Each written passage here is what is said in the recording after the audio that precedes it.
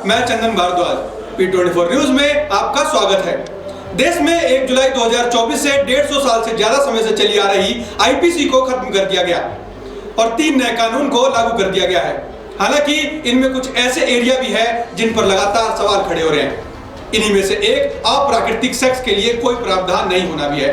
मसलन यदि कोई व्यक्ति किसी दूसरे व्यक्ति से जबरदस्ती अप्राकृतिक संबंध बनाता है तो उस पर कोई कार्रवाई नहीं हो सकती।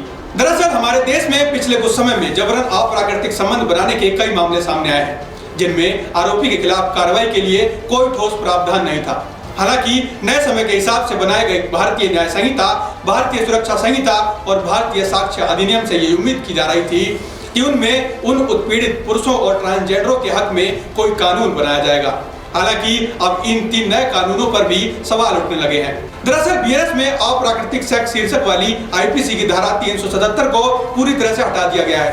ऐसे में अब एक पुरुष का दूसरे पुरुष से रेप या ट्रांसजेंडर से रेप के पीड़ितों के लिए कोई कानून नहीं है। पीड़ितों के पास नहीं विकल्प है।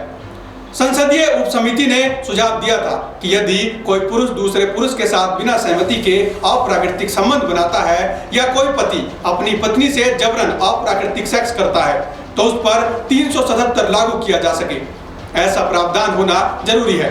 हालांकि बीएनएस में इसका कोई प्रावधान नहीं किया गया, यानी अब अप्राकृतिक संबंध, समलैंगिकता आदि के पीड़ितों के पास कोई उपाय नहीं होगा कि वो आरोपियों को सजा दिला सके।